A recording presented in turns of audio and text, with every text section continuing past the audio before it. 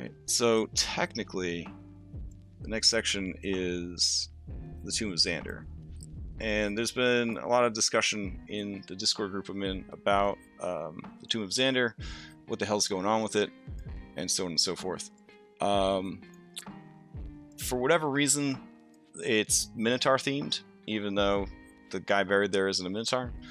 And he did all the Minotaurs kind of dirty, I guess.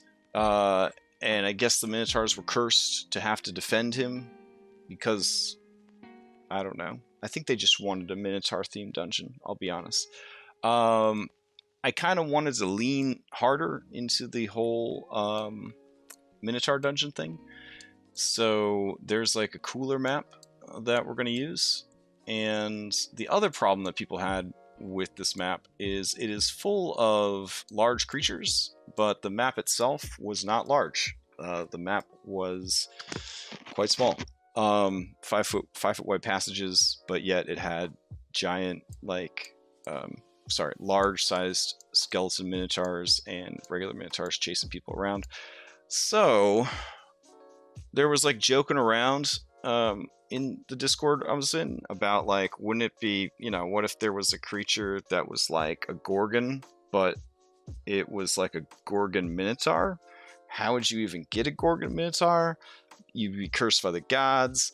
And then I was like, what if like Xander, the Dragonlord, went so full on like white colonist settler that he just killed just too many indigenous creatures in Thylea, that Thylea herself cursed him to be like a Minotaur creature, thinking that that would maybe give him some humility.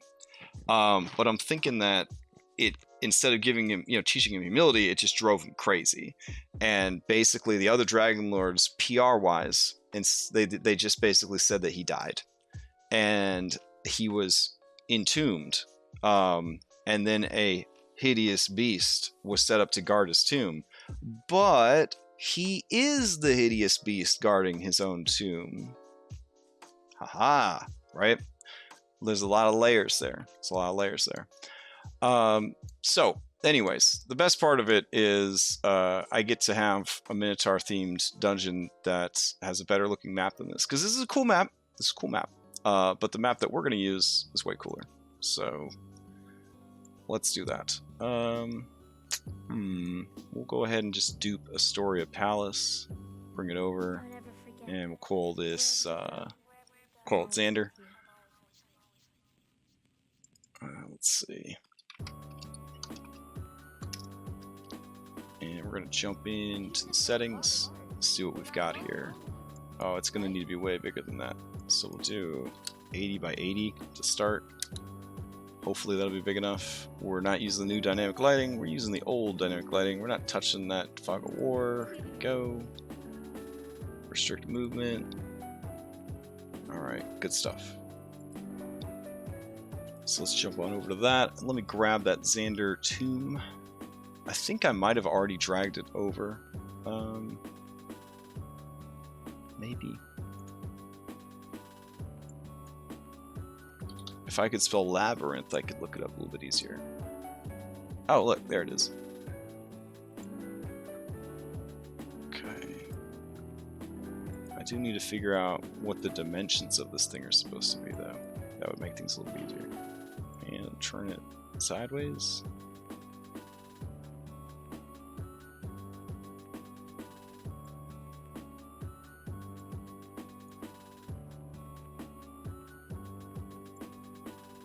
Yeah, hold on. It should be on their site.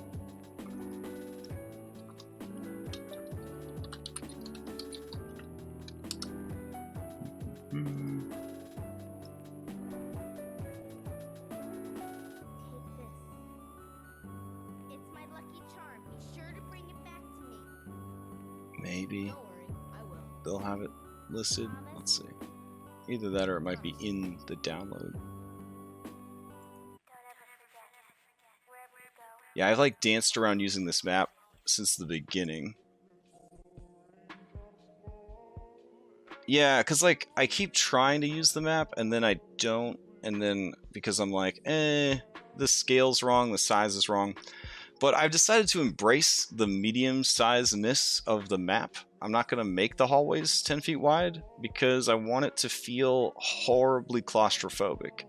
And instead of having a bunch of Minotaur skeletons in the maze, I'm going to have a bunch of these like stone creatures because the Gorgon Minotaur has a stone breath, and like his victims turn into stone statues that have to keep serving him, basically, which I thought would be kind of hype. So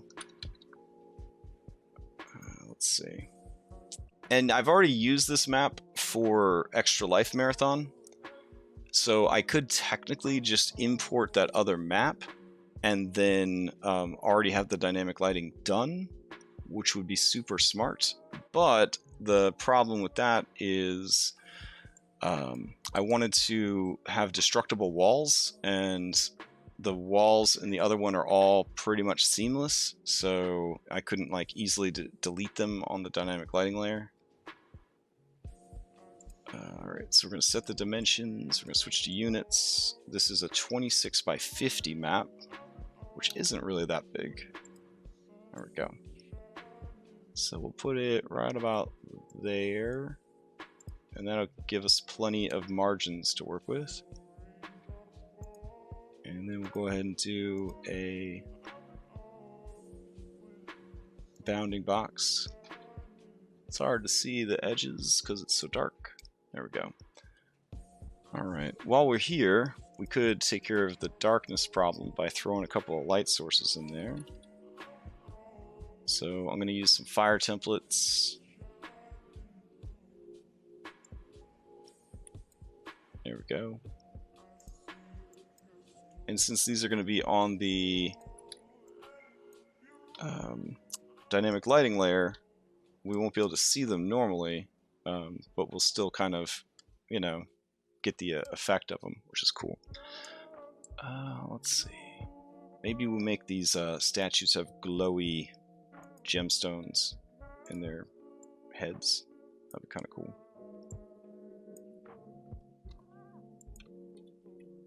Alright, better. And now we can start throwing down this dynamic lighting. Yeah, so by keeping it 5 feet, I don't have to modify the original map, which I would have had to do if I wanted it to scale up, because a lot of the elements in these side chambers are scaled to be 5 feet. And so if I scaled up the whole map, I'd have these giant-sized bookcases and giant-sized sarcophagi and all that. And technically, all the Minotaurs are Jeremy Crawford mediums anyways, so might as well just embrace the Jeremy Crawford medium standard for this and just say Minotaurs are medium. You can still be cool and be a medium creature. I mean, characters do it all the time. Alright, so let's start tracing this map. Unfortunately, this one does not lend itself well to snap to grid, which is unfortunate. And it has a lot of secret passages as well, which you have to kind of keep an eye on as you're building it. There we go. I mean, I could snap to grid, and it would definitely speed things up. Maybe. Let's see, how bad does it look? It's not the end of the world. Yeah, we'll just snap to grid. We'll be lazy. There we go.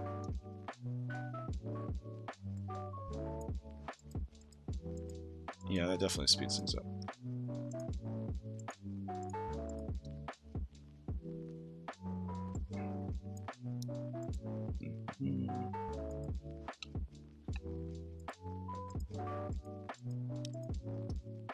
The only downside of snapping to grid is my players won't be able to see the walls, and they will probably have panic attacks and want to know why they can't see the walls.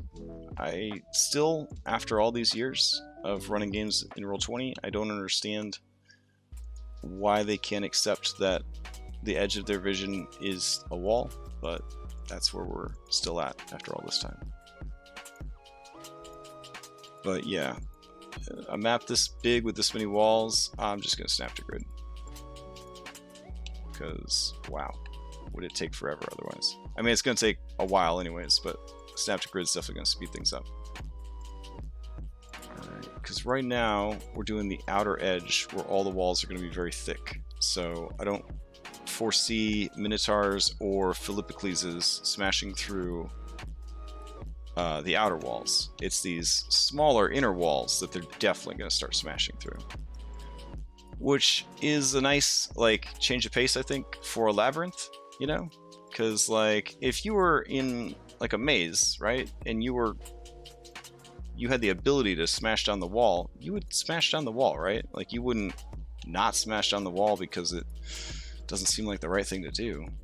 Just like if you could climb up on the walls of a labyrinth, you would climb up on the walls. Like, that's the beauty of Dungeons & Dragons. Playing Final Fantasy VII Remake, and, like, the game is so linear that I don't know. I'm almost envious. Like, imagine being able to build a dungeon and know 100% this is the only way that the characters could solve this dungeon, is to do it the way that I envision them doing it. But that's just not how D&D works.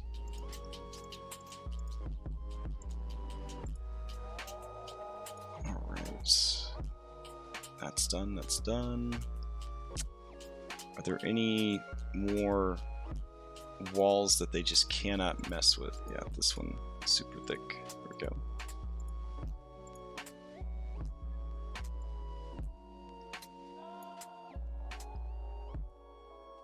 It occurs to me that they are entering from the east, so I probably should have had the map flipped.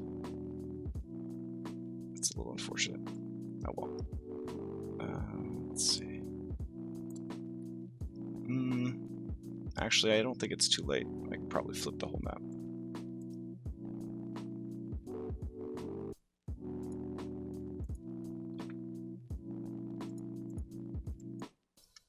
Let's see. Are you still in the object layer? No.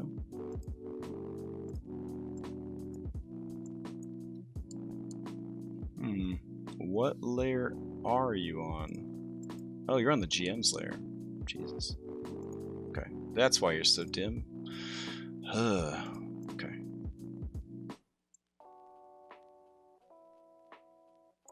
There we go. We'll go back to dynamic lighting. And I think this will work. We're just going to flip the whole thing upside down. And it's slightly crooked. Because dynamic lighting does not snap to grid.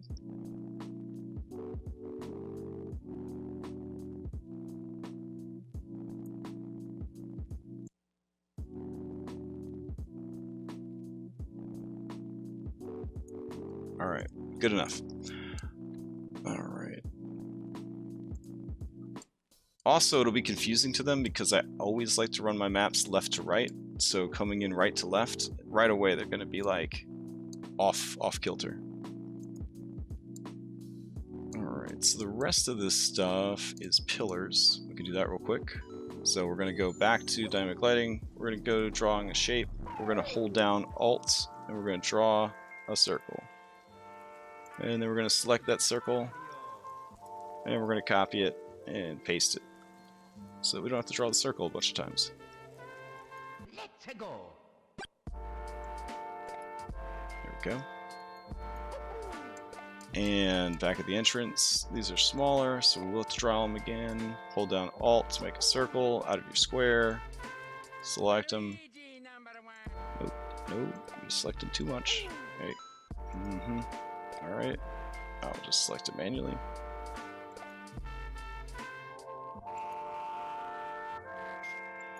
There we go. And it occurs to me that this is sort of the side of the cliff, so we do need to go out here. Go. Mark that.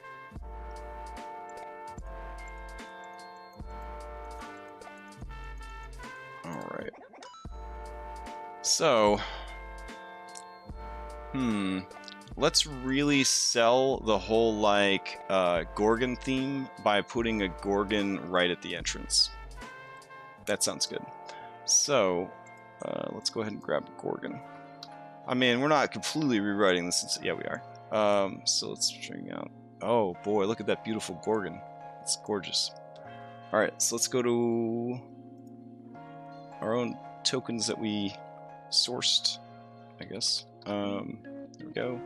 And we need a Gorgon. And we'll do a nice green Gorgon, because it matches the dungeon. There we go.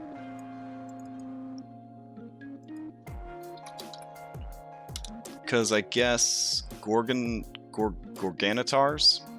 have an affinity to with Gorgons, which is really confusing in a Greek campaign to have Gorgons that are bulls. I guess there were still like Gorgon bulls in Greek myth. I don't know. It's very confusing. But I remember like the Medusa was also a Gorgon. I don't know.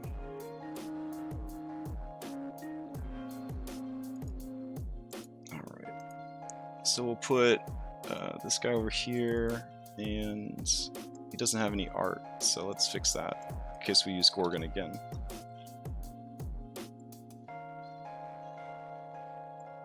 There we go. So it would be some real shit if they got turned to stone, like 5 feet into the dungeon. So I guess we'll just see how that goes. Let's see.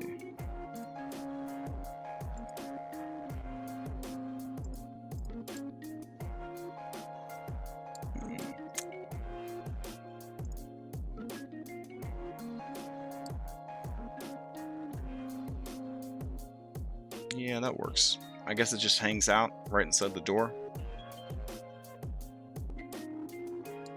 I feel like if I had been thinking it through, I could have widened the passage over here and had a Gorgon layering in there. That would have been kind of hype. But I think if I changed that, I'd have to widen the whole map. Yeah. But technically you can squeeze. So I could have the creature layer in there and then squeeze through that doorway to get out. Alright, we'll do that. Sweet. Okay. So let's see, there's also glowy gemstones there. So I may want to go back and grab this little glowy gemstone light. Toss it on here. I think we're going to switch it over to only be dim light though.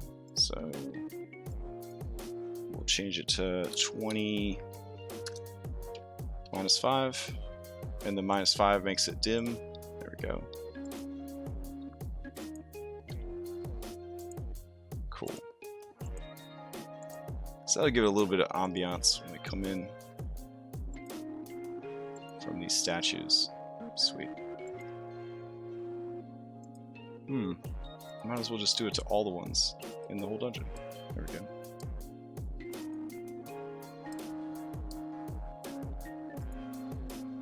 Yeah, so I'm a firm believer that unless you are in a Serac dungeon, you know, a guy that actually pays a staff to go around and maintain his dungeon, you don't have people running around lighting the dungeon with candles and stuff. But if there is an opportunity, like these little glowy gemstones, or like phosphorescent fungus or something like that, then, you know, that's cool. Alright. Sweet. And it looks like another location that they won't be able to smash through, so let's do that real quick. Sweet. Alright. Now, we've got these interior walls, and the goal of the interior walls is to make them smashable. So I don't want to do like one huge perfect setup. I want to have lots of little walls that could get smashed as they go. So we're definitely going to use Snap to Grid for this. Let's see.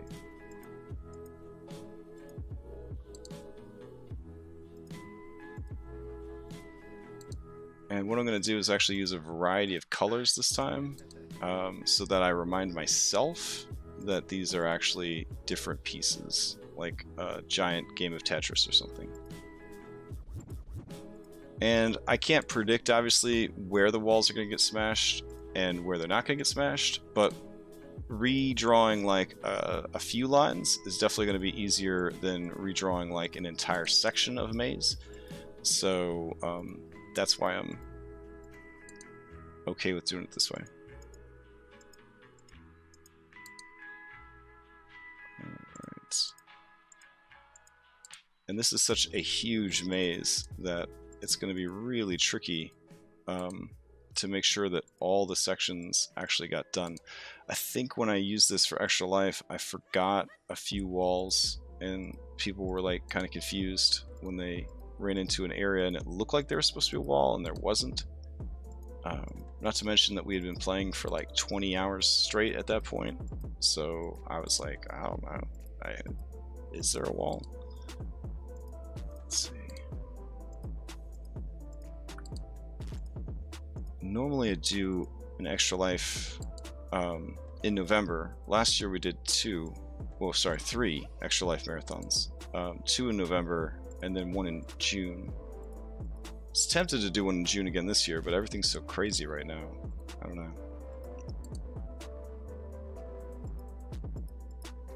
But let's see. Here we go.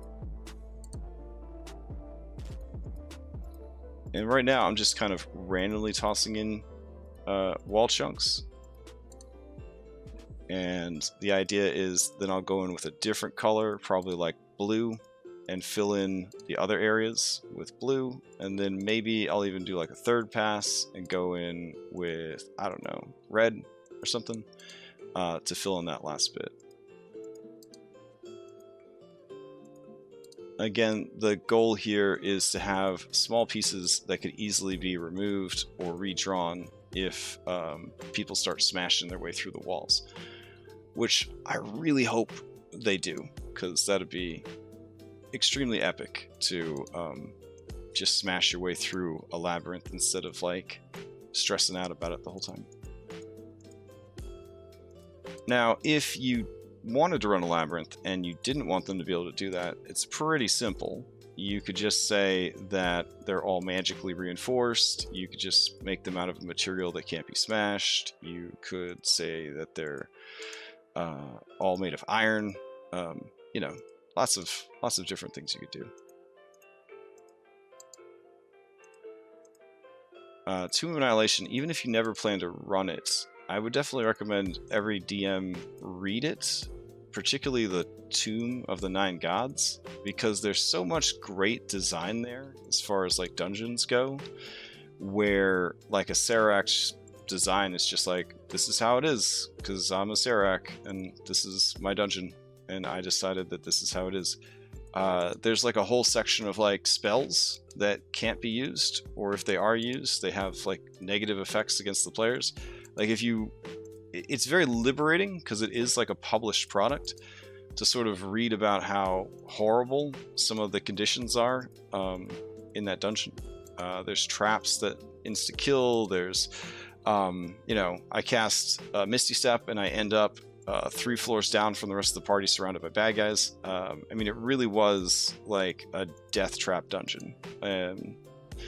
I often expect the published stuff from Wizards of the Coast to be a little bit softer, so it was really crazy to run that one and just not have to change anything to make it harder because it was just crazy. I think the only thing I had to change about that was a Serac spell list, which there are some really great articles online about tweaking his spell list a little bit to make him a tougher fight. Because unfortunately, as written, he was a bit of a pushover.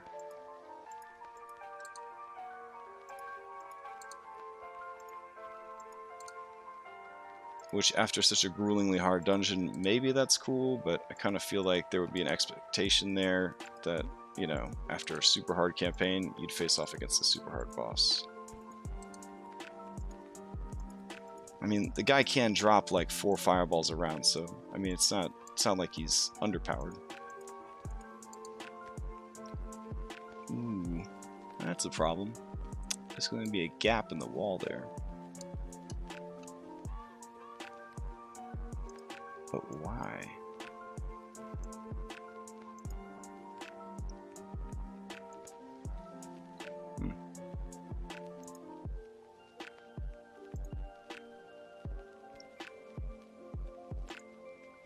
Well, I'm glad the slowdown went away. I think it was just messed up because of all the weather effects. Again, like, animated stuff is really cool, but I don't feel like Roll20 runs it well enough to consistently use it.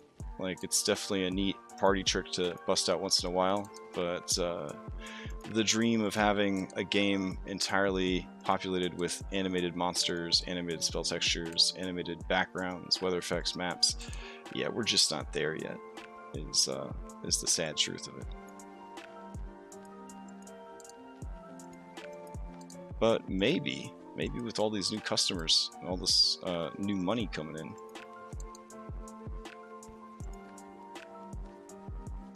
Blue is also going to be breakable. I'm just putting blue and green so that I can remember visually that, oh yeah, like these are separate chunks. Because I never know, like, where my brain's going to be at when I go to run a game. So I might, boot up the map and forget that I made it into nice little chunks, and having the different colors, especially colors I don't normally use, like blue and eventually red, that's going to help me remember, like, oh yeah, there's some weird stuff going on with this map.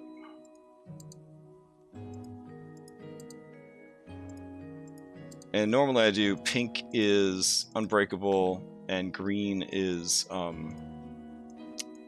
doors, but for this instance, green works fine for this too.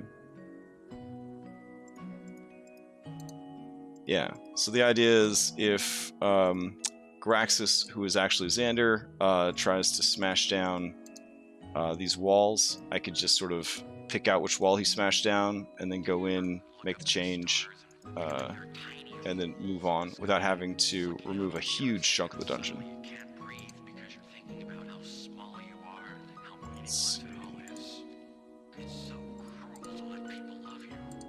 And I will tell you, having run this map before, the effect it has on the players psychologically is pretty bad. Like, a labyrinth is kind of designed to drive you crazy. And with dynamic lighting and 5-foot passageways and not being able to see because there's really no like lights in here, I mean, they were losing it.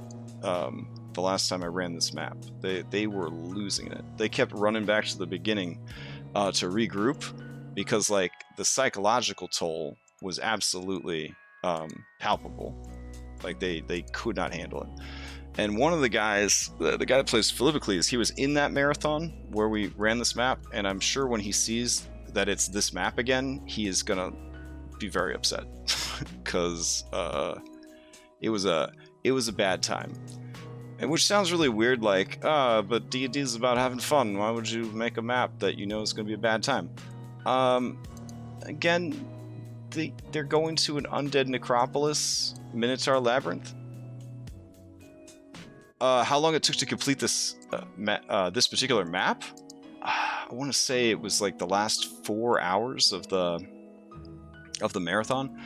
There was actually in the center of the maze like a serpentine clockwork dragon, and its body was actually made of like medium-sized miniature segments, like the old-timey video game Centipede. And it would once they triggered it, it would kind of like chase them through the maze, which was kind of cool. Alright, now we're going in with our red marker, and we're just filling in anywhere that we missed with the blue and the green. Hopefully getting all of them. And this is a great map to tell your players that they can move their miniature with the arrow keys on their keyboard, because it's going to be very hard for them to grab their miniatures and move them on this map.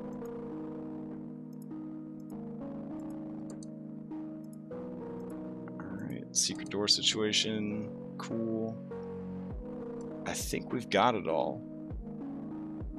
Yeah, I want to say we've got it all now. Oh, nope, there's a piece right there. There's a piece right there. There's a piece right there. Oh my god. Alright.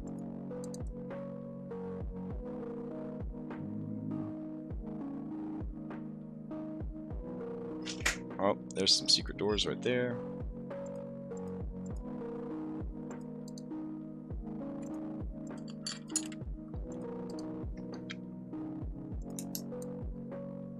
And there was this area over here, and then we're done.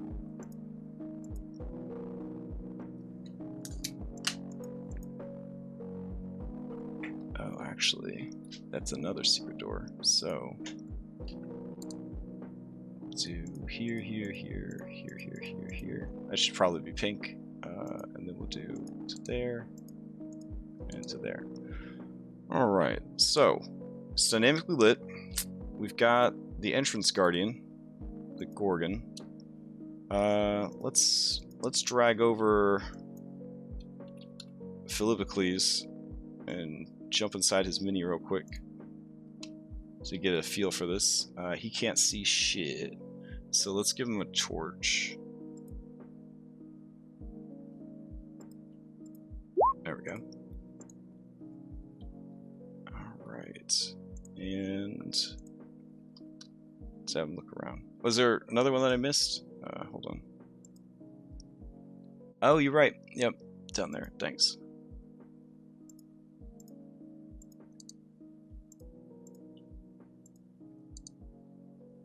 Alright, I think that's good. Alright, so hopping inside Phil, zooming in a little bit. He enters the tomb. Not sure what this lighting is going on right here. Why is there that weird lighting effect right there?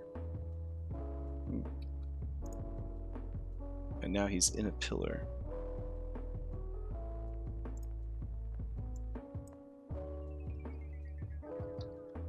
Oh, it's kind of weird.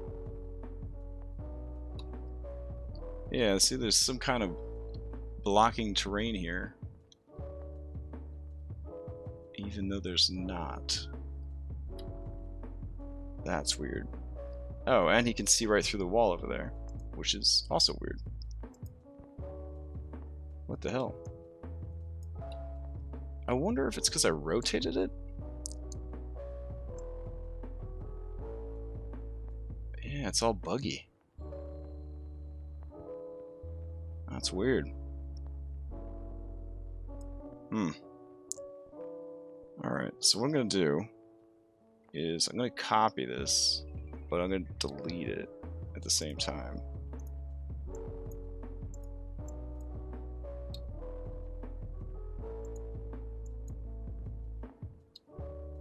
And I guess I'll try to retrace it, because, yeah, that is a weird error.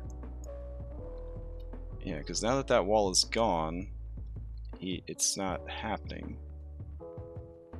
So let me try drawing it back in. It must have bugged out when I rotated it. Kind of sucks to have to retrace this, but if we're using snap, it should go pretty quick. So there we go.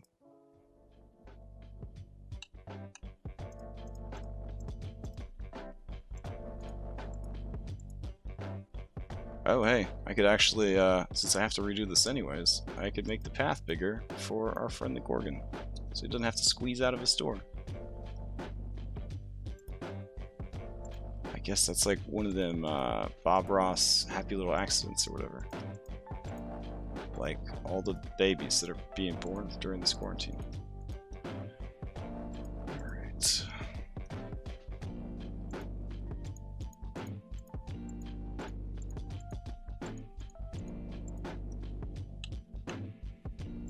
There we go.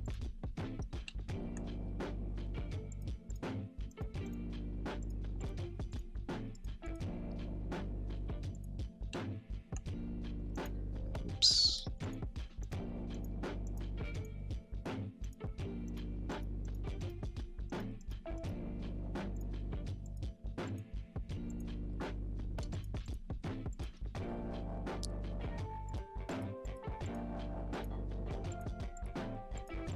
Now, one of the iconic parts of the adventure, or at least this part of the adventure, is that there is a fake tomb. So what we're going to do is put in the center of the labyrinth a sarcophagus and make a big to-do about it, and that will be the fake tomb. Because it would only make sense that you try to reach the center of the tomb and have that be where, you know, he'd be located. He will, in fact, of course, be in the super cool area in the back where he just lives because he's not actually dead. Ah, and there was another missed wall right there on top of everything else.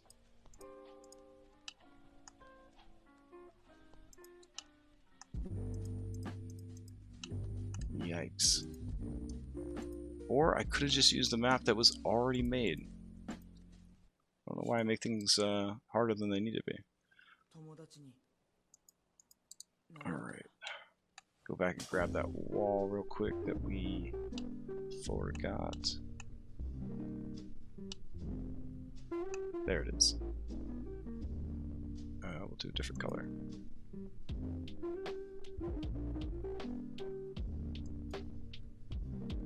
And, oh, nope. Roll20 starting to slow down again.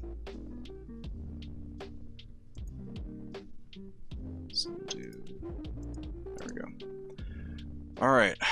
Let's give it another test run with Test Dummy Phil. Let's see if we have resolved that issue. Alright, hop into Phil. Ah, there we go. Alright, so yeah, our screwed up dynamic lighting has been fixed. Let's explore the dungeon as Phil. Okay, good stuff. Side chamber. Cool. Get in here. Yep. Alright. And I'm using the arrow keys to move around, like an old-timey computer game. Or Snake, which I guess is also an old-timey computer game. Alright. Cool. Definitely have an issue here. This is again because we rotated it. So hey, I learned something new. Don't rotate your dynamic lighting.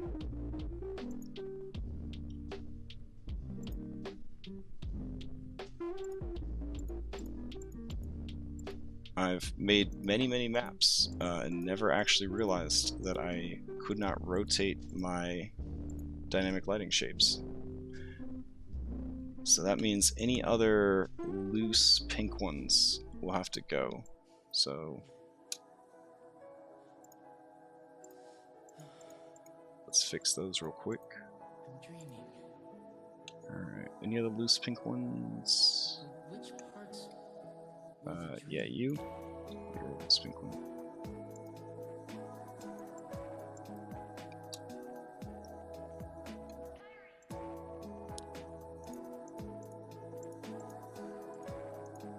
Alright. The pillars seem to be okay, but I think I put the pillars in after the fact, after I rotated it.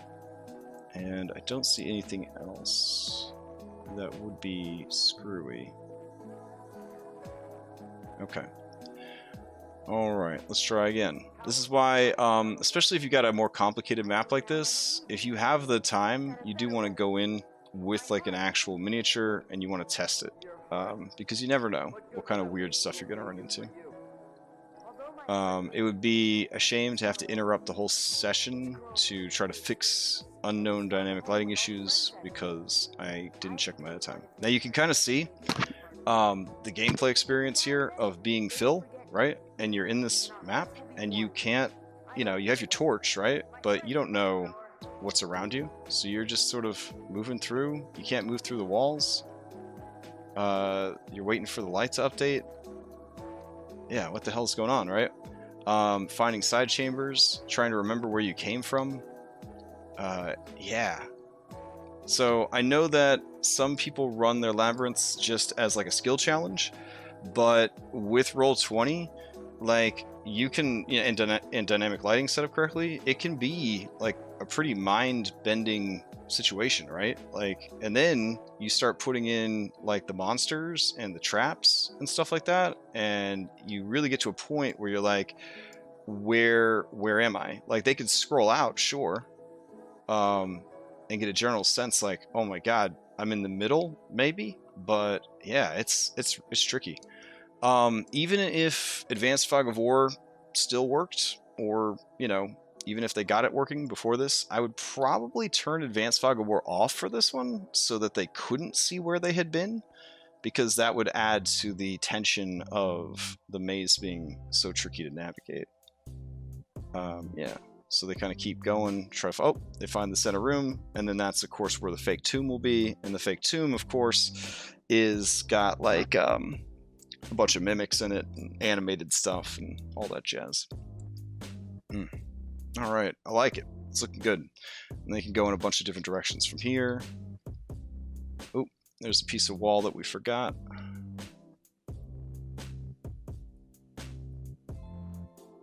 And the other thing is, yeah, so if we have this creature that's chasing them through the maze, and it can smash through walls, we can go in and, you know, just delete sections of walls. So if he smashes through here, I could just go in and grab this and delete it, and then, you know, put rubble down or whatever, and then bam, the guy's there and he's attacking him.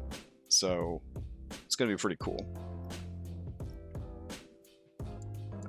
Let's see. I may just have to redraw it to get the snap effect. There we go. Oh look, there's more wall that I missed. Oh my god, there's so much wall. But I think I have enough of it built and enough walls built that even if I forget a few, it'll still be a pretty cool experience. And yeah, I don't know. Hopefully they have a good time. I gotta populate it still, and I want to try to populate it to match what is already there. One of the things that comes into play is there is a squashing room, like a room that squashes you. It's a pretty brutal trap, the squashy room. I'm debating what room to make it. I feel like this room right here might be a good candidate for the squashing room, but they have no reason to go through it. And the squashing room happened before Xander's actual tomb. So I'm thinking right here, but instead of a ceiling trap that comes down and squashes you, we just have these statues come to life. That'd be kind of hype. So maybe like stone golem style, like these two statues come to life and assist with the fight. It's not the same as a trap, but we could make it a trap in that if the gemstones in their foreheads are disabled, they will not be able to act. We could also hide like trinkets throughout the maze, and if they present the trinkets, the statues will stand down and not attack. That's another cool thing we could do. When we last left off, we had dynamically lit this bad boy with walls that we could easily destroy, and had started talking about things that might be used to get deeper into the dungeon, further into dungeon, all of that stuff. So, I'm gonna open up my PDF copy of the adventure, go to the section about the necropolis of Tillamook. There we go. And go to Xander's tomb. There we go. And I'm doing this because even though we're using a different map, I want to try to honor some of the crap that was in the original, even though I sort of rewrote this thing. So we'll see how it goes. Alrighty. So first and foremost, Xander's not really dead. He got cursed by the gods. Well, specifically the god Thylea. And in doing so, turned into like a weird combination of a Gorgon and a Minotaur. Because that just seems like a cool thing. So, I'm going to drag the mini I've chosen for his Minotaur form in. Here we go. And now it's a little weird to have a boss that's not, you know, tremendously large in size, but technically in this setting, Minotaurs are a medium creature, so this could still be kind of cool. He's also going to have working for him intruders and grave robbers he has captured turned to stone and made to work for him. So I got this really creepy, like, broken statue looking thing. So those guys are going to be in there too. Alright. And we've got this thing at the entrance, this regular Gorgon at the entrance. We do need to fix this up so that the passage is clear. So let's do that real quick. We'll just throw some rando stairs in there to clean it up. This should do it.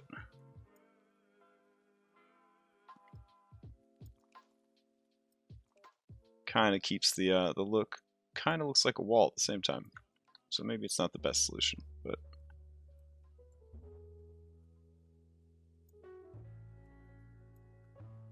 maybe we could find something a little bit nicer. Could just put some stone tile down.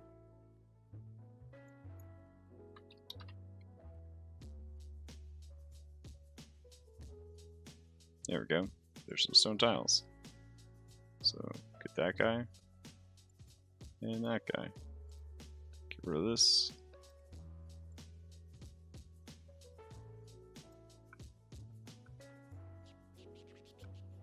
There we go.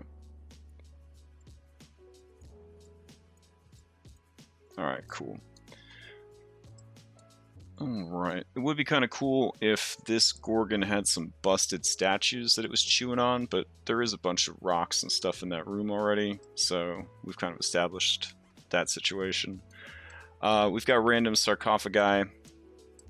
If they really insist on looting that stuff, we'll just use treasure cards for it. So let's jump into this description of the dungeon.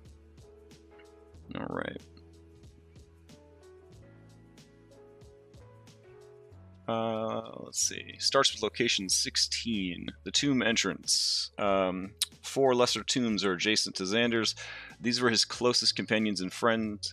Each one is sealed by a block of marble. 3 of them are inscribed there.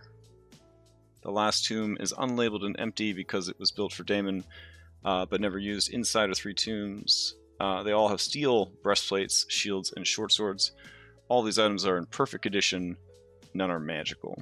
Okay, so technically we've got some tombs here as well. So we can just notate that this is where those guys are. So let's do that real quick.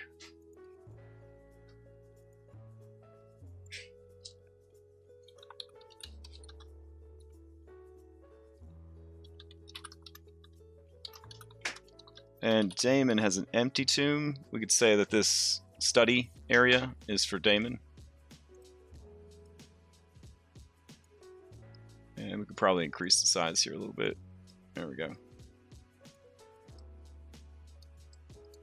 Right, so Daemon's is there with the secret door leading to the larger kind of ritual chamber type thing. So that works for that.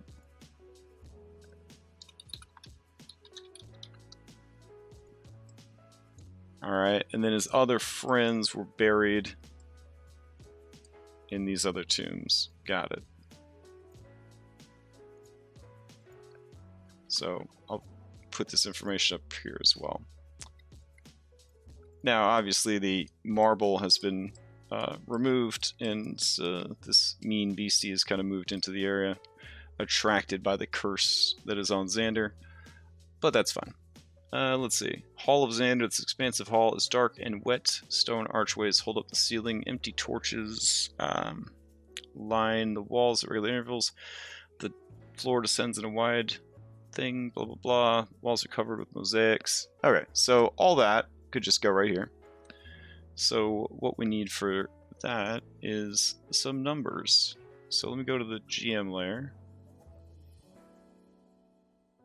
And I have some number icons that I like to use. There we go.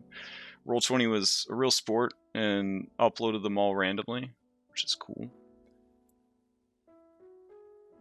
Because that's just how it is. Let's see. So every time I want to use them, I have to kind of scroll through here and figure out where the number I want is. But they read really well, and they look nice. So, okay. So that's location 17, relabeled. 18, it's a catacomb maze. I really don't know if I need a label to remind me that that is a catacomb maze, but it might be a good thing to remind me to read some flavor text, so we'll put that down. Alright, then it wants some skeletal minotaurs. It wants there to be a room full of skeletal minotaurs. I see a lot of skeletons in this room. Okay. So, let's load that up. We got some skeleton minotaurs from outside.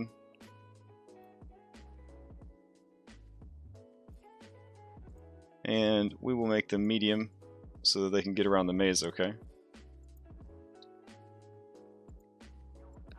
And I guess there are... how many in this room? The floor is covered 3 minotaur skeletons. Oh, that's not too bad. Okay, we'll just keep an extra one off to the side here. Alright, and then that room is number 19. So you could totally swap maps out and still honor the original adventure. It is the thing that can happen. Alright, then we got the false tomb. And that's got an animated rug and a sarcophagus that is actually a mimic. Okay. So that's location 20. So let's grab marker number 20. Eyeballs are just scanning over them, trying to find them. There we go. Okay. So we can move these two out of the way for now. Alright, so this false tomb. So that means we need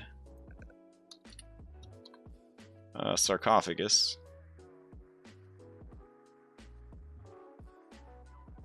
Oh, maybe I gotta call it something else, like a coffin.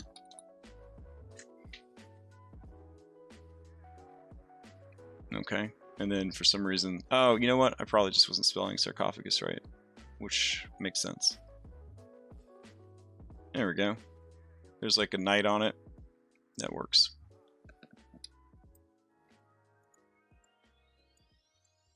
Alright, right in the middle of that fancy magic. That's definitely going to make them pucker up and assume that something terrible is going to happen.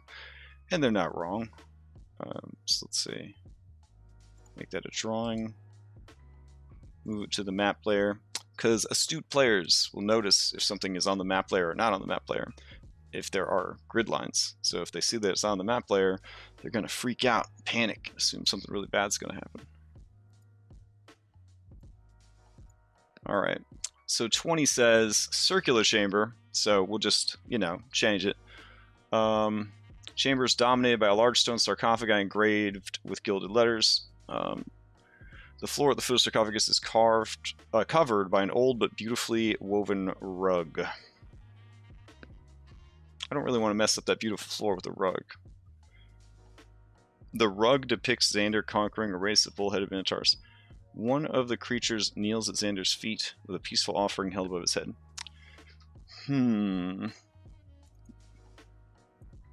Yeah, nah.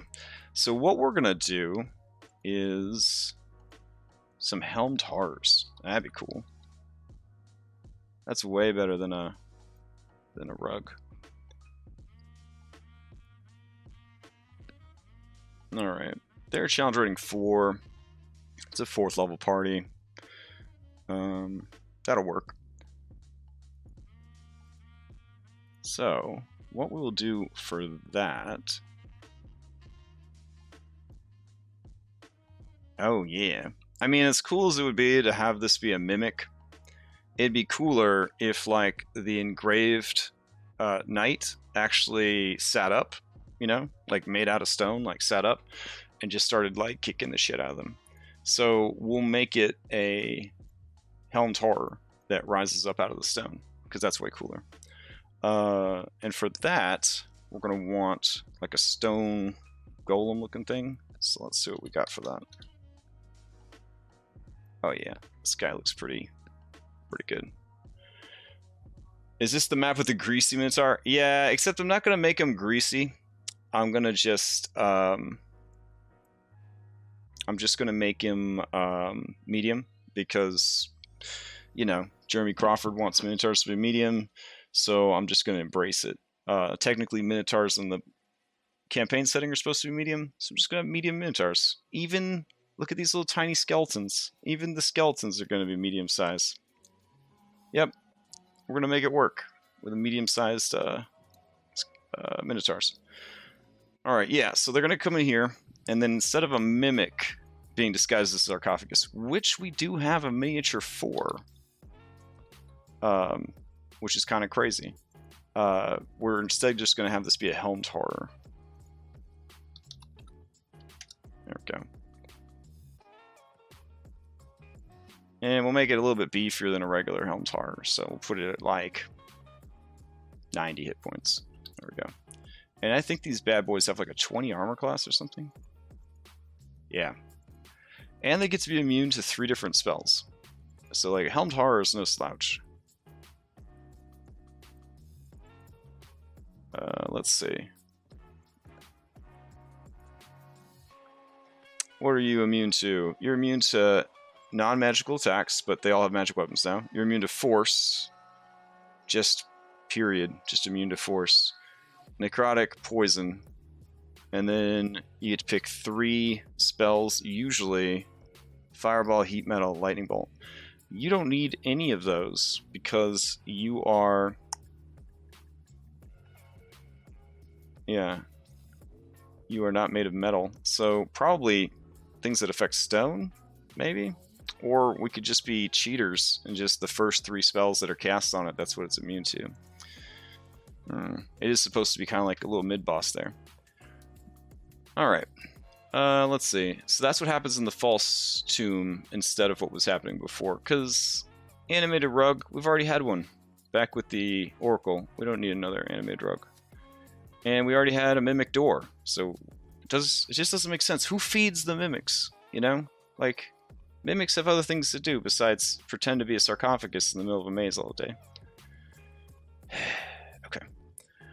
So then we've got Area 21, Graxus's Room. Now, this is Graxus's lair. This is where he, essentially, this is where he processes his meat chamber. So, let's see. I like the idea that he just sort of lives back here, because he's not actually dead. But it would make sense for him to have a room where he processes his meats. So let's see. That could be this room right here. That could work pretty well.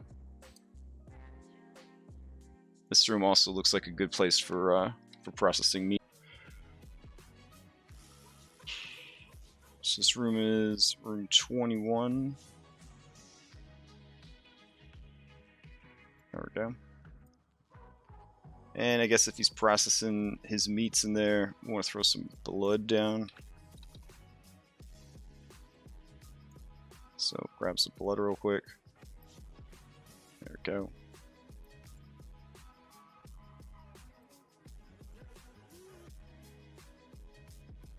I might have different blood than this. I use this blood all the time. I mean, it does symbolize pretty well that there's blood going on, but I don't know.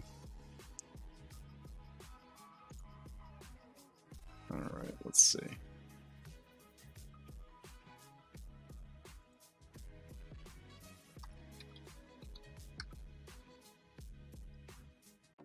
Okay. So this is the room where he preps all his food. There's going to be baubles of coins there for people he's hunted. Blah, blah, blah. Area 22, Chamber of Supplicants. There's just a buttload of skeletons in this room. Alright. So let's see. What would be a good room just to have full of 6 skeletons? Maybe here? You could just bust out of the, could just spread skeletons out through all of these side rooms. That works too. Alright. Now, I think these are regular skeletons. Let me check. They might be hoplite skeletons. We'll do hoplite skeletons just because it'd be cooler. Alright. But these guys are going to be hidden from play, so we'll put 2 here. And we'll put 1 here. 1 here. Toss a couple over here. Oh shit. I think I'm doing all this on the map layer still. Alright, I'll just shift click. There we go. Move them all back to the token layer. Move myself back to the token layer. There we go.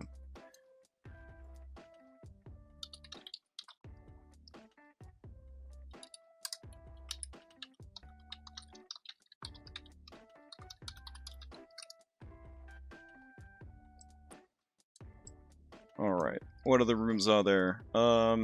Rooms with hoplites, blah blah blah. Then we've got the trap, which is location 23.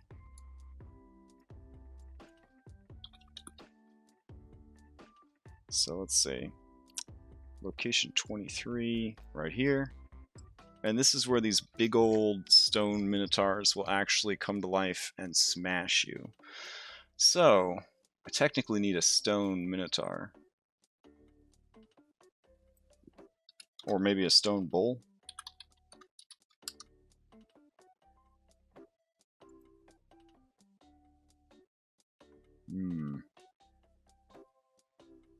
Need a big stone minotaur. Okay, well this is literally a stone minotaur.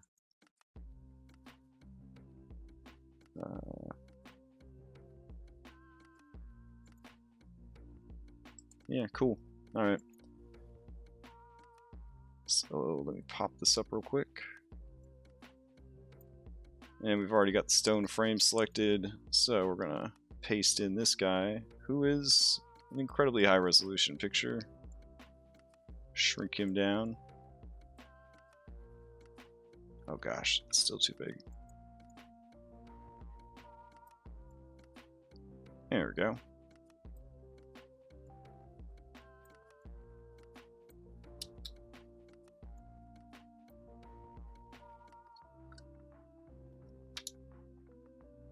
And this is a construct. Minotaur. Stone.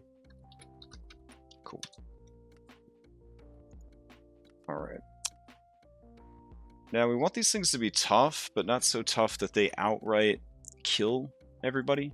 So what we're gonna do is we're going to take our stone golem from earlier, who is now a bronze golem, and we're going to modify it again.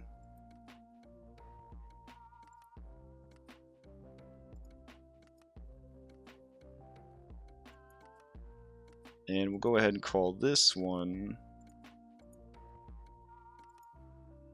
let's see.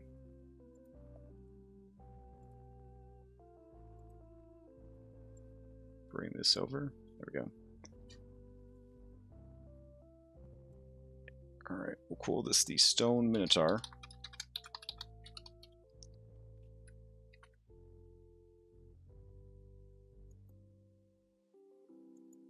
And it's only going to be able to make 1 attack. So we're going to take away its multi-attack. It's still going to hit like pretty hard, like a truck. We'll get rid of its slow breath. Well, I mean, nothing bad happens to you when you're slowed. So yeah, we'll keep slow. We'll only make one attack with it. Everything else could kind of stay the same, because the idea is that they're not supposed to beat this thing, but I guess if they did, they did, sort of thing. Alright, let's see.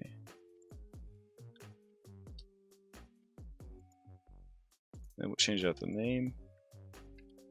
And we'll make them huge. Huge is important because we don't want them to be able to follow the party back into the maze.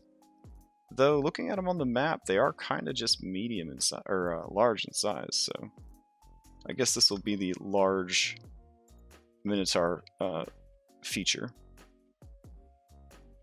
Cool.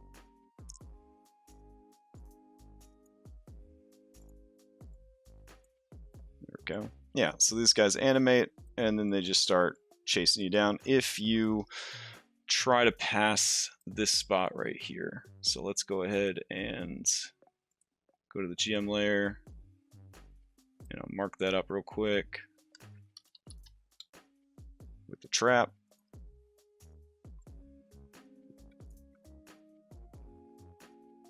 And let's see.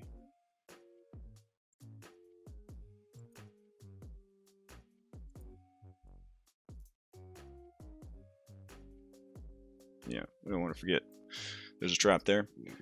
All right. I also like the idea that they can't pass through these rooms either without triggering the trap. So I'll mark those as well. I don't like the idea that if they went into the side room, they could skip to this other room. So we're going to go to dynamic lighting real quick, and we're going to fix that problem. Oh, real quick. There we go. Okay. And then with this, we want to make sure that it's actually set up correctly.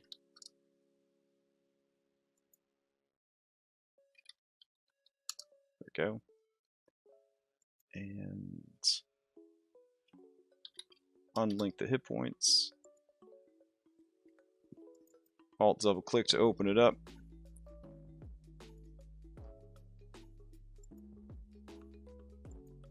Not as dramatic as a trap that takes 20 rounds to drop the ceiling on you, but, you know, thematic, because big stone minotaurs. So we'll take that and that. And we'll move both of them to the GM layer. And we'll move this to the GM layer. Alright, cool. So, room 23 is taken care of. Room 24 is Tomb of Xander. Well, I guess room 23 isn't taken care of because we haven't established what two things they need to present to these two guys here. In the illustration, you can see that they have, I don't know, like a liver and a heart or something. So I got to figure out what exactly they need to present to go deeper into the tomb. I'll keep thinking about that. I'm going to go grab the exact same sarcophagus to add to the spooky factor. And I'm going to put it right there.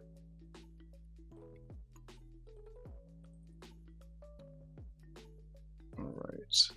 We should also probably have the door close to the inner sanctum, I think, after they spring the trap. That might be kind of cool. Or it starts to slam down, like a block starts to fall. So let me do that real quick.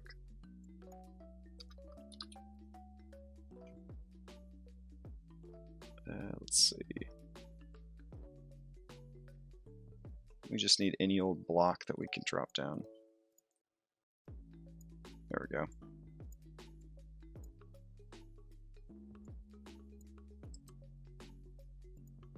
Cool. And then that'll create a dynamic lighting thing as well when it comes down. Then somebody super strong could hold it up so they could get underneath. I don't know. We'll wing it. We'll figure it out. Oh yeah, a weapon and a shield. Symbolically offering your weapon in service to Xander or the Minotaur that's charged here. Yeah, that's true. It's true.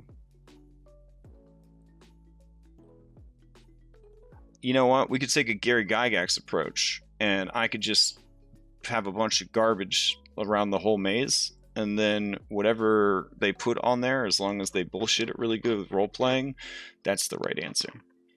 That's what needed to be presented. So, nothing makes people feel better than solving a puzzle, especially since, you know, there was no way for them to not solve the puzzle because whatever answer they gave was the right answer. God, being a dungeon master, sometimes you feel dirty. Anyways, yeah, that'll work. So, whatever cool thing they come up with, that'll be what they're supposed to present to these Minotaurs. And if they don't present anything, then they get to fight these 2 stone golems at level 4, which is suicide. Alright. Let's see. What else? I guess we could add some more skeletal hoplites, because there's some tombs up in here. Xander had like a lot of fans, a lot of hangers on. So we'll do that. There we go. And they can be adds during the fight if needed. Alright, I'm liking all that. Alright, let's see. Large vault, bronze fittings, flicker like gold, eerie green light, ever-burning torches, Graxus suddenly looms in the tomb entryway. He just magically shows up. Come to pay your respects, have you? Blah, blah, blah. Then he gives a sob story about how his people were oppressed and all that. I'll just come up with some different dialogue about, I don't know, his cursed form, etc., etc. And then when he recognizes Astreus or whatever, he's gonna like probably have like a bit of a mental collapse there, and then that's where everything's just gonna be off to the races at that point. So, all right, that means we need to stat Graxus and his little buddies out. So let's see what we have to work with regular Graxus. Okay, regular Graxus.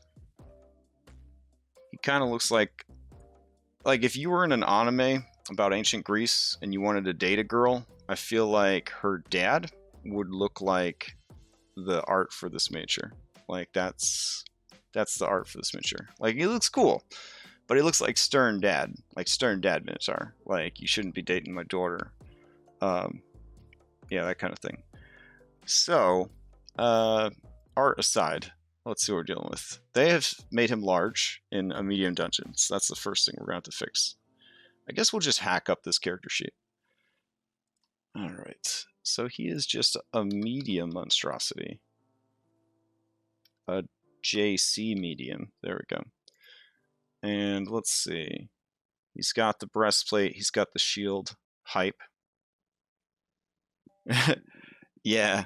And like only he's allowed to say bullshit, because if you're saying bullshit in his house, like you overstepped, you know what I'm saying? Because also racial undertones. Like, yeah, I could see the whole sitcom of Thylea just playing out in my mind. Maybe that'll be a play that they do when they get to Mitros or something. So I want to call it Mitros, but like my players keep calling it Mitros, and I guess there's like a democracy going on, so I just have to call it Mitros, even though I'm pretty sure it would be Mitros. Yeah. Alright, let's see.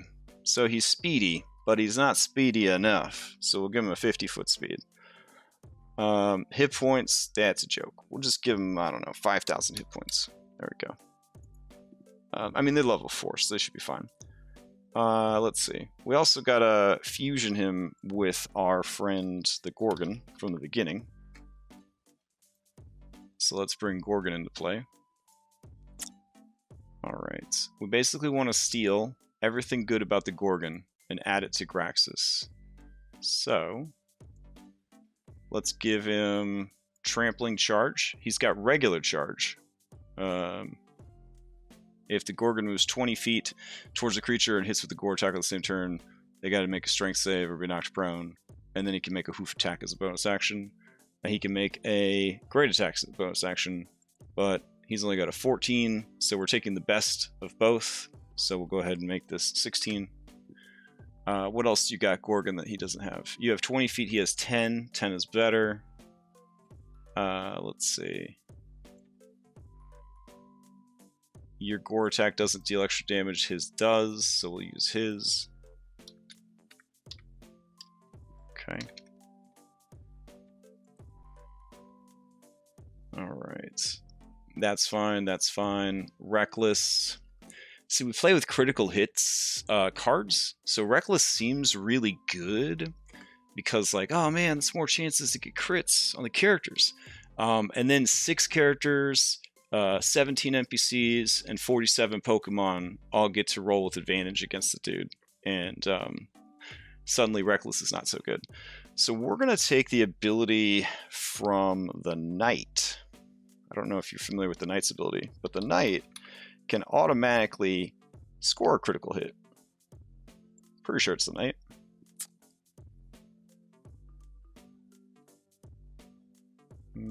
No, the Knight's got parry. Who's got the auto crit? I'm trying to remember.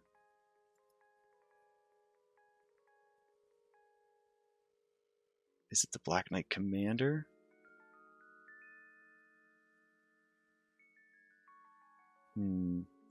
Maybe it's an orc, I'm thinking. There are a couple of monsters that can just automatically get a critical hit. I'm trying to remember which one it is off the top of my head.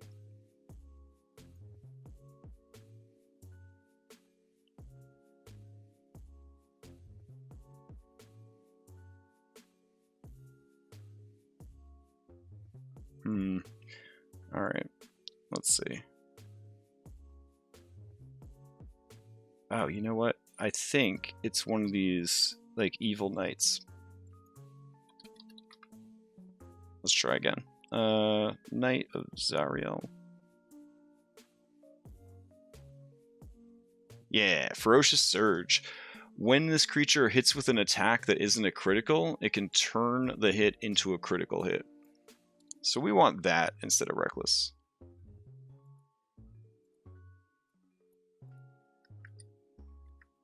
And because he's a boss and he's supposed to be significant, we are going to give him a Ferocious Surge that recharges on a 5 or a 6.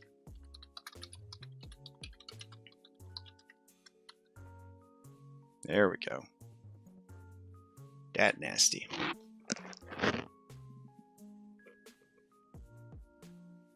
Oh, yeah, he chooses one. Because technically, the Dragonlords were all paladins. Yeah, but I like the idea of just scoring an auto crit when we have, like, crit cards, which is going to just be just horrible.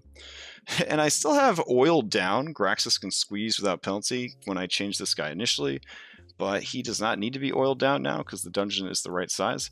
So instead, I'm going to give him the ability Siege Monster, so that I can totally justify him automatically smashing his way through all the walls.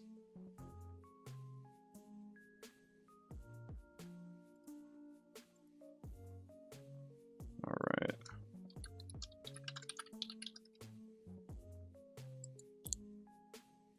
Sage Monster? Am I spelling siege wrong? I'm sure I am. I before E. Sometimes. English. Alright.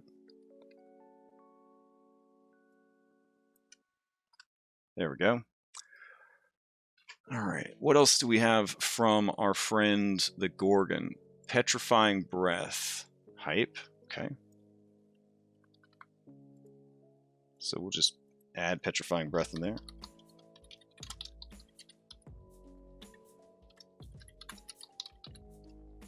So we got 2 different recharges we're going to have to keep track of. That's okay. It's a low DC, which is cool because Petrification is terrifying at low levels.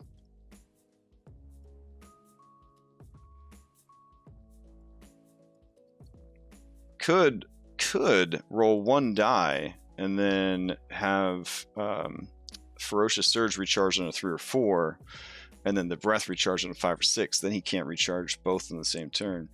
But bosses usually don't live more than 3 turns max, so we just won't worry about it. Alright. So what else we got going on here?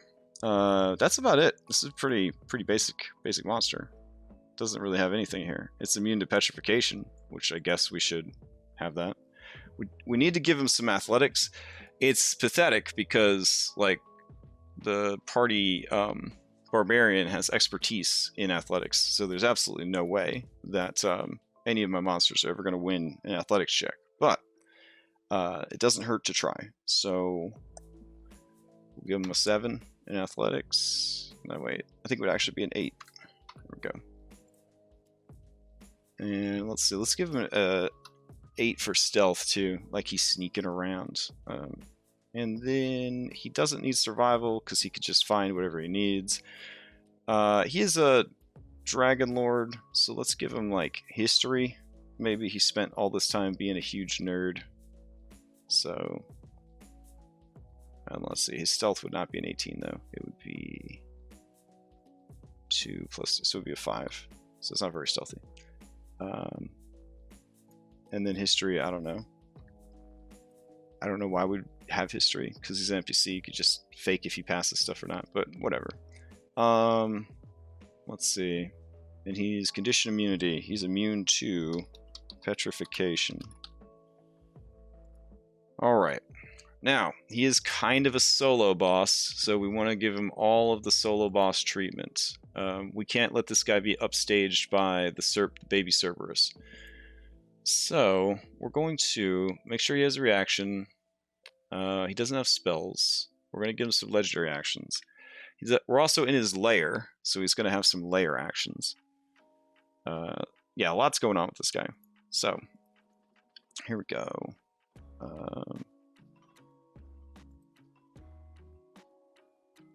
Now, he's using the shield, so what weapon was he supposed to use? He's using a great axe one-handed? Is that what's happening here? I guess. So we'll do...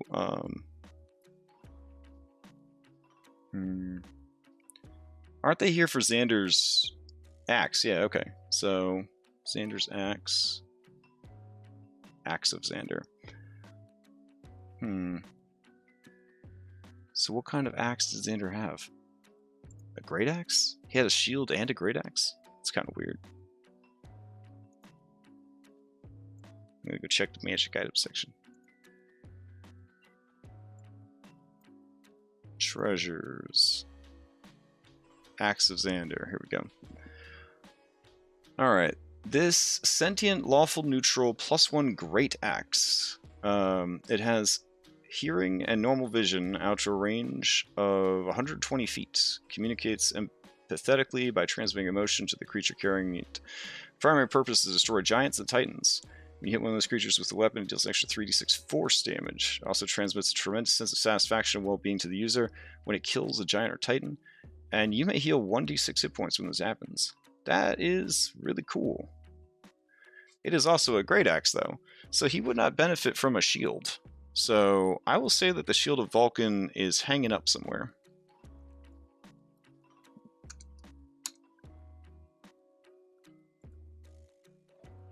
Alright, and he will continue to use this. Nobody in the party is a giant, so that's not an issue.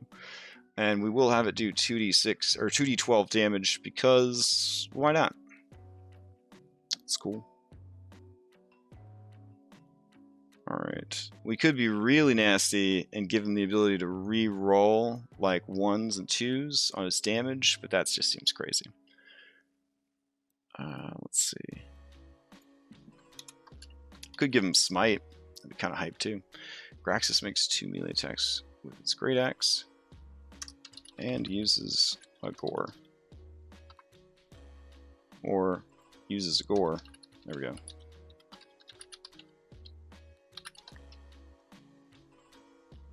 Alright, that works.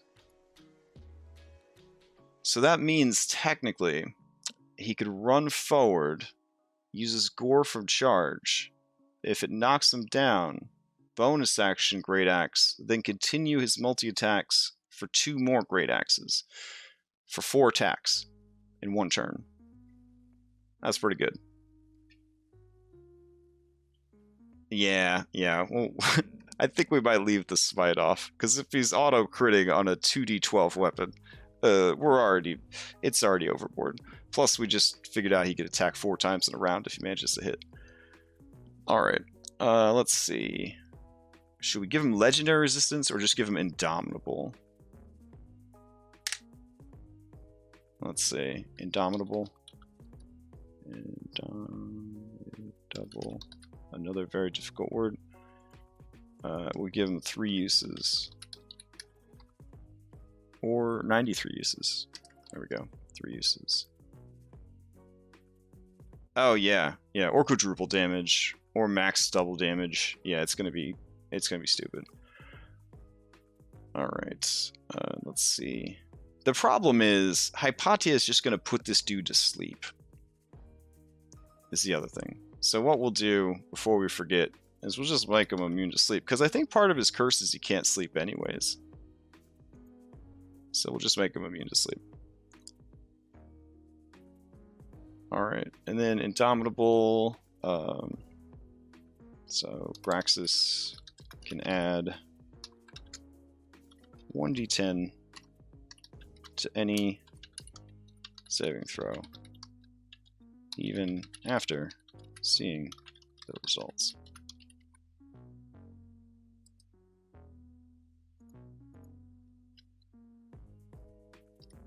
Alright, cool. So he's indomitable, he's got a petrifying breath, he's got a gore attack that can knock you down on a charge, he's got a great axe that he can hit you a bunch of times with, he can cause a critical hit once per round. What about reaction? What are we gonna do? We're gonna do Stone Hide. And we'll basically just make this the same as the rogue's ability. What is it? Uncanny Dodge?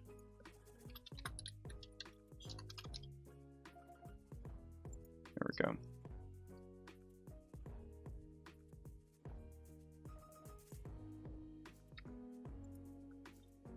Give him a little staying power there.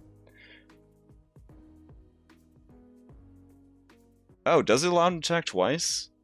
The Minotaur could then use a bonus action to attack twice with his Great Axe. Oh yeah, 5 times. Wow.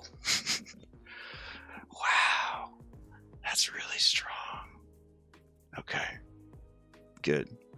What else? Layer actions. There we go. I'm gonna stash them right here. Let's see. While in Xander's tomb, Graxus can use 1 layer action on initiative count 20. He cannot use the same layer action 2 turns in a row. Alright, and let's see, layer action. We'll just put layer dash stone warriors. Summon, we'll say 2d3 stone warriors from the very stones of the tomb. Alright, sweet. And then they get rolled into initiative and all that jazz. Another layer action. Shortcut. Graxus can use... can teleport to any location within the tomb within, say, 60 feet, 30 feet, 40 feet, we'll do 40 feet, 40 feet of his current location. So it has to be within the tomb, it has to be within 40 feet, but he does not have to see it.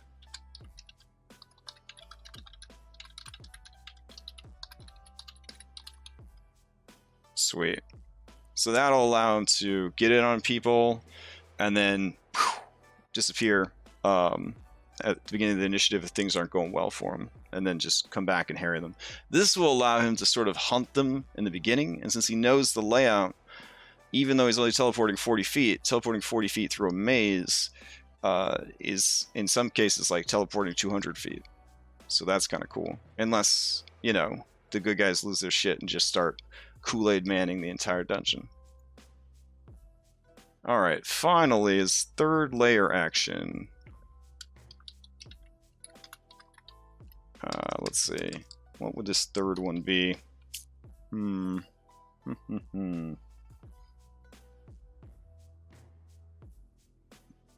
Ah, okay.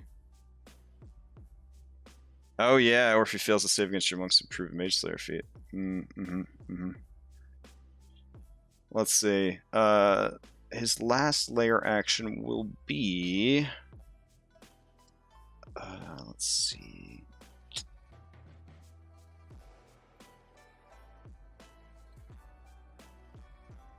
Oh, okay. Why don't we give an ability to make walls? Like, where walls have been destroyed, he can just repair the maze.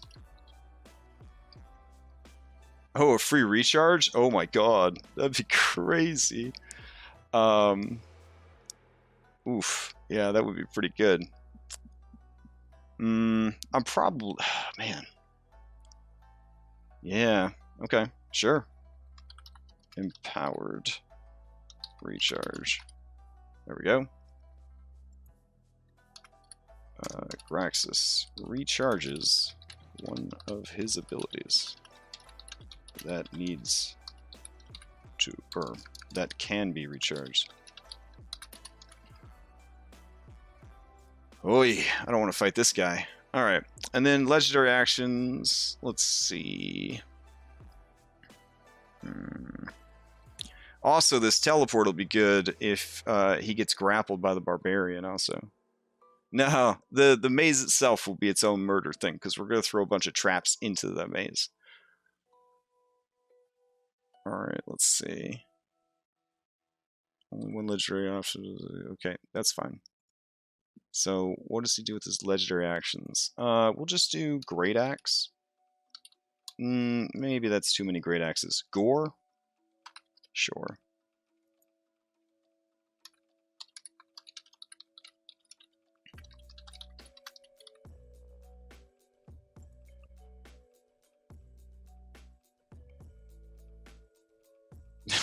Yeah, exactly. Let's see. We wanted to move fast, so we should probably just give him dash as another one. You can keep these really simple, actually.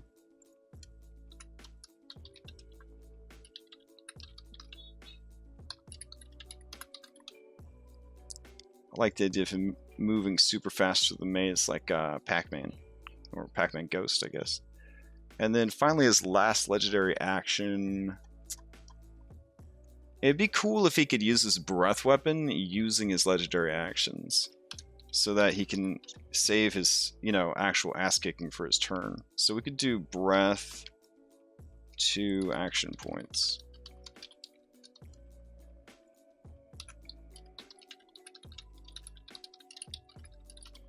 There we go. I think that'll be pretty good. So, he's got some survivability with his 5,000 hit points and his Indomitable 3 uses, his immunity to sleep and petrification. He's got the ability to piss away his reaction to do a uncanny dodge, essentially. Let's see.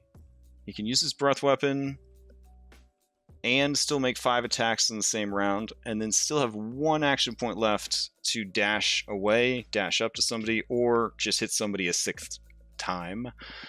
Of those 6 attacks, 1 of those attacks can be a critical hit.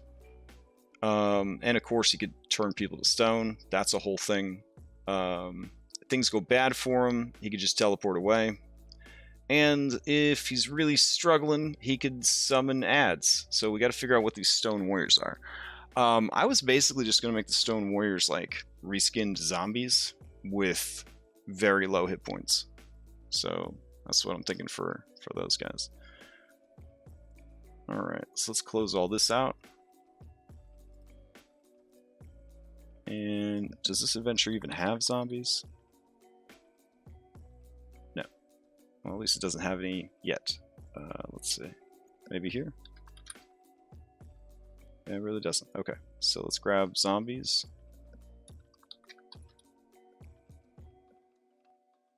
just grab regular ass zombie, but then we'll change regular ass zombie.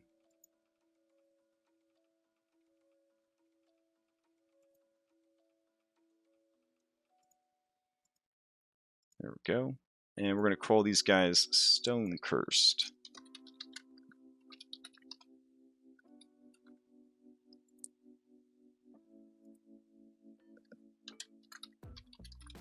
There we go. And let's see. Got to grab their mini.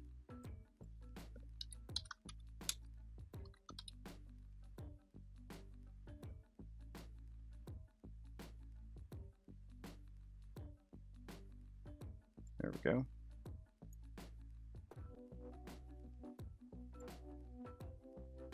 Alright, and this is no longer a zombie. This is a Stone Cursed Warrior, so it is now a construct.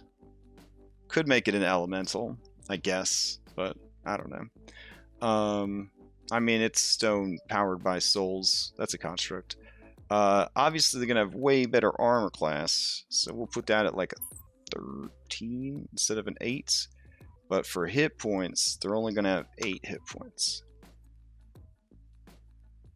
They'll be slow, just like a zombie. Everything else can stay the same. Obviously, they're going to be immune to poison, but they'd also have the same stuff going on that a golem would have.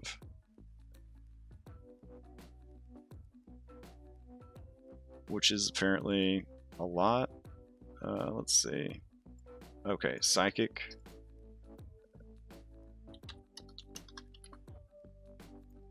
And then all these condition immunities. There we go. Alright, then we got to change the flavor here. Let's, instead of Undead Fortitude, it's Enduring Stone. Whoa. This was the whole basis of 4th edition, which is just making up cool names for stuff and reskinning it.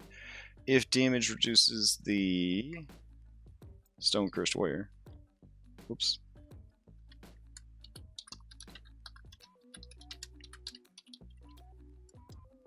Okay, must make a Constitution saving throw. Unless the damage is force, right? No, thunder. Thunder, force, or from a critical hit. On a success, I don't want to write Stone Cursed Warrior again.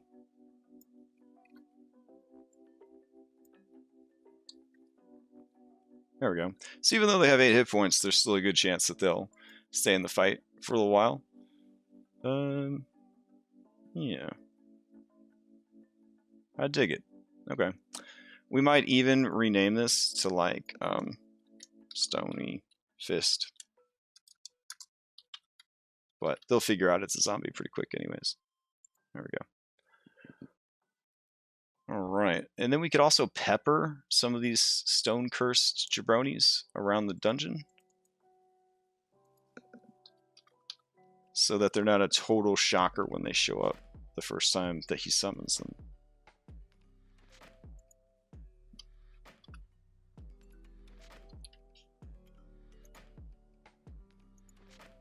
Sweet.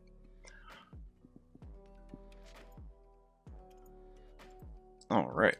Get rid of these guys. Boom. Gotta link this guy up to Graxus. There we go. Yeah, hit points. I don't know. It's probably going to be like 300 hit points. We'll see how things are going. The idea is they're going to fight him throughout the dungeon. So if he does have a lot of hit points, they're going to whittle down those hit points. And as long as they don't stop for a short rest, he won't be able to get any hit points back, kind of deal.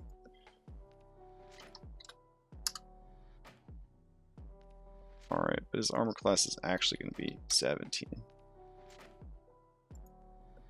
Because he's not using the shield.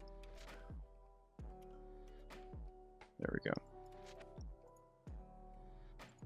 Alright.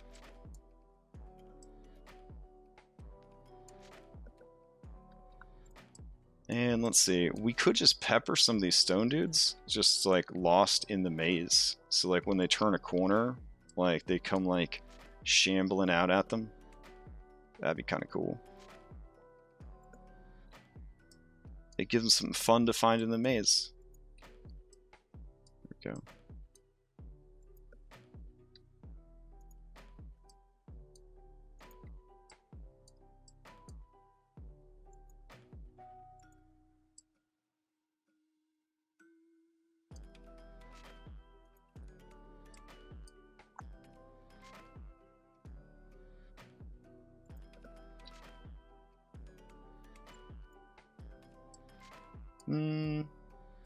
Yeah. All right, so there we go.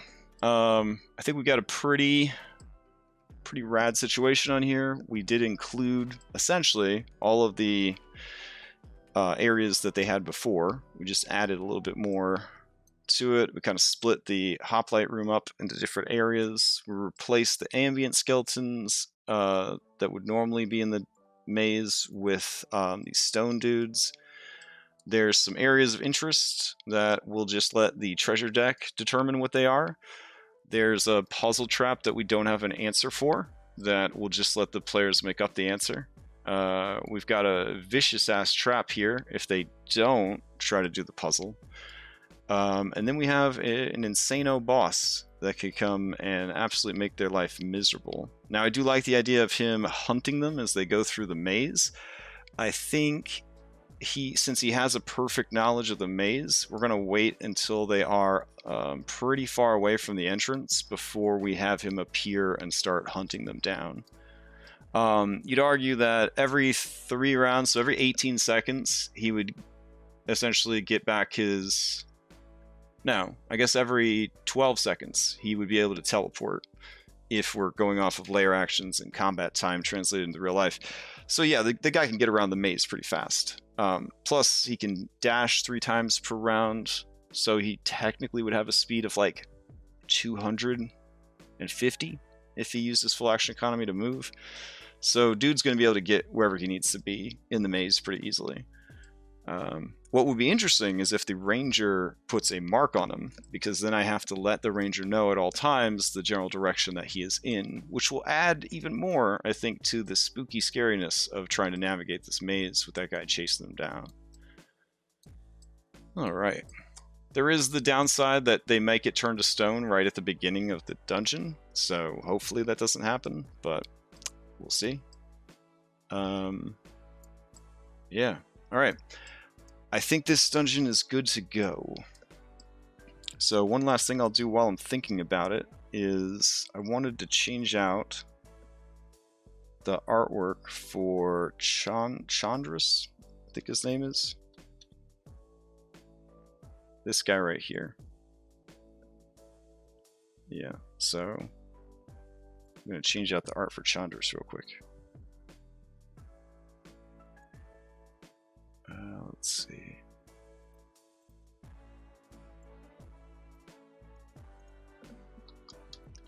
And then I gotta switch over into Saltmarsh stuff, because 2 Saltmarsh games tomorrow. Really gotta make sure that I'm ready for those. Let's see.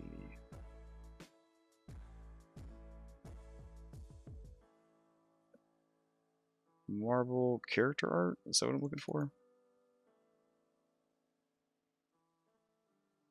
Oh, what a saucy centaur. Alright. Let's see. Yeah, there's like a centaur in the game. There's a couple centaur in the game that, like, pretty sure the people that wrote this adventure want people to hook up with these centaurs. Which is, you know, that's cool. Let's see. So we got this dude, which seems like a much cooler looking blue tiefling. This is by Sakimi-chan. She's like hentai artist on Patreon that makes like $80,000 a month or something. Drawn hentai. Let's see. There we go.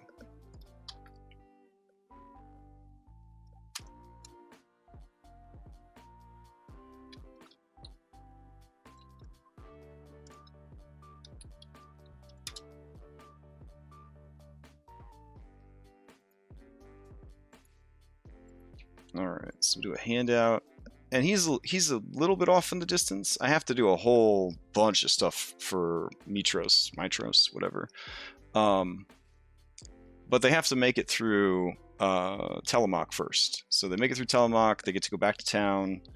Then they get the summons to go to Mitros, and then yeah, that's like the next big part of the story. But this Chandras guy is supposed to be introduced as like hanging out with the bad guys, but somehow we're supposed to trick the party into thinking that they're misunderstood anti-hero and should be trusted. I don't know. There's a lot of weird stuff that they make some assumptions about when they wrote this adventure, about maybe how linear or not linear a game could possibly be. But either way, it's much cooler art than what we had before, so I like that. And then I have a mini forum. I'll just bring it in before I forget. There we go.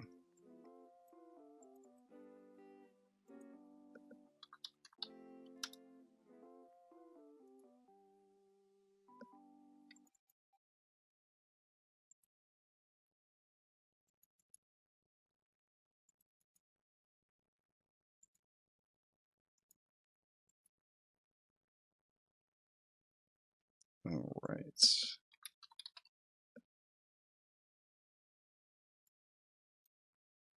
So that's done. The tomb is done. The boss is done. I don't know if I need handouts or if it came with handouts. I should probably check that out real quick. Oops, over here. All right, Axe of Xander, and it does have art. Okay, it's kind of cool, I guess. What is this? Jason breastplate. Okay, and then we got shield. Did I not import that shield? Let's see. What's this thing? Vulcan?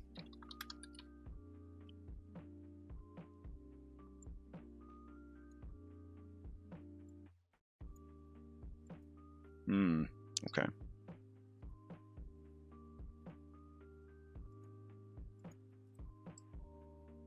Oh, right, and then the dragon crown.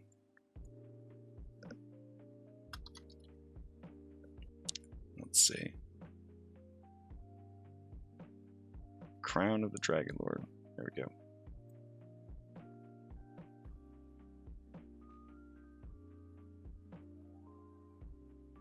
Alright, if you are a spellcaster, this crown grants you the ability to prepare the following spells. If you're not a spellcaster, as long as you wear the crown, you can cast Bond of the Dragonlords. Once you cast it, you must finish a long rest before you can do so again. The material components are still required for both spells. Okay. Because he's supposed to hand 2 of those crowns out. One to the gifted one, and one to the other one. Yeah, the armor does not. Oh, the armor does have art? I thought it was just like a Jansen breastplate or whatever.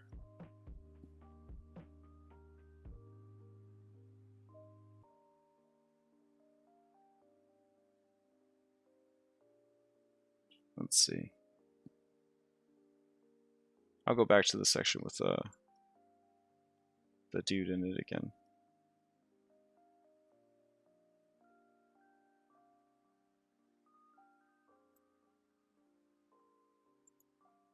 All right. Hall of Xander, Lesser Tomb, blah blah blah. Yep. Xander, Smash. Xander's corpse gets up. He has a white. He has, oh, there it is, breastplate of Mitros. That's what we're looking for. Thank you. Yeah, but since this Minotaur is Xander, I got to make sure that he's getting the benefit of it because I don't want this boss to come across as being a pushover. So we got to make sure that he's got every little advantage he can get. This is a good breastplate. Wow. It's very good. Yeah. Yeah. I'm changing it up that Xander went so genocide that Thylea herself like cursed him to be a Minotaur, hoping that he would like, you know, oh god, I'm become the thing that I hate sort of deal, and maybe stop being such an asshole. But instead he just went like full quitter, and he and the rest of the order faked his death so that no one would have to live with the shame of what had happened to him. So he's basically been like hanging out in this fake tomb, feeling sorry for himself for like, you know, hundreds of years, 500 plus years. Yeah, he missed out on the big battle, all that jazz. So, and when he sees that his master Astraeus is still alive, he starts to question like what it was all for, and then he's going to go completely bananas. Like he's going to target Astraeus above all other targets when he figures out who Astraeus is, when he recognizes him and everything. Like it's going to be a whole thing. And then Astraeus is going to see what his best friend has turned into, and like it's going to be so good. It's going to be so good. So plus it lets me use this map that I wanted to use. So I'll make up anything, any story I have to use this map. All right, let's see. So I guess we could raise the armor class a little bit, but I think the armor class is already raised to 17. I don't know if breastplate gives you any dexterity bonus to your armor class. I feel like the boss is already pretty tough. They're going to at least feel good hitting him. If his armor class is high on top of everything else, it might be pushing it too far. But he is part Gorgon over there, so maybe we'll raise that armor class just to an 18. Just a little bit. Boop. There we go. Alright. Now we're ready to go. This is going to be a good dungeon. Alright, and then for this, he's got breastplate of Mitros. There we go.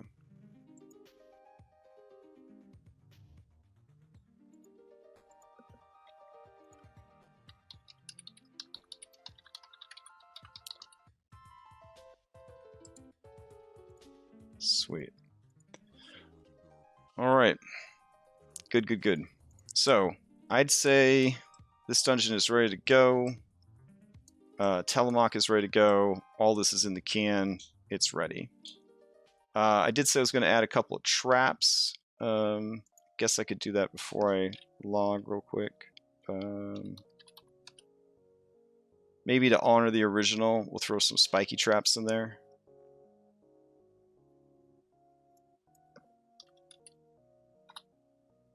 There's actually a really amazing like pack of like trap things you could pick up. Have like sawing blade traps come out of the walls and all sorts of other stuff. Maybe.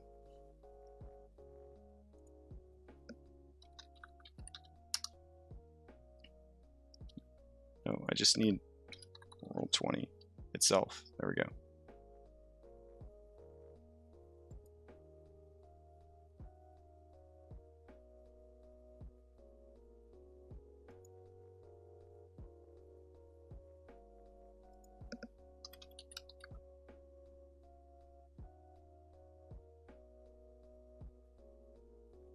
Yeah, some of these traps are even animated. I don't know if I want to push the animation stuff too hard though.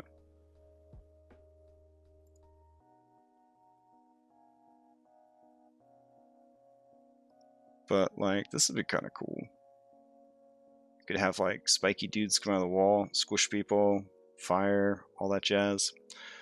Buzzsaw blades. Just some random snakes. Yeah, we'll just go with some pit traps for now.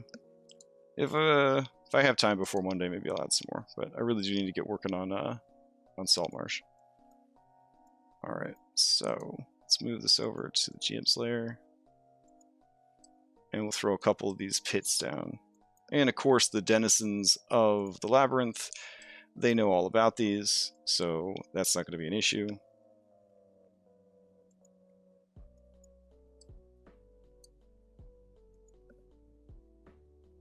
Let's see.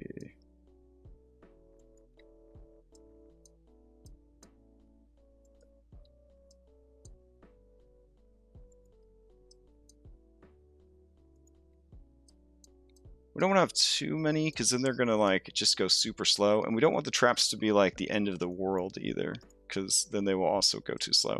Might even not make them pits. They might make it just spikes that shoot up out of the floor. Kind of just a real quick and you're done. Because if you make the traps too deadly, they're going to just spend so much time. They're already going to be struggling to see in the dungeon and everything else, and get around. So you add the traps, too many traps, and they're going to just it's just going to wear them out. So I think that'll work.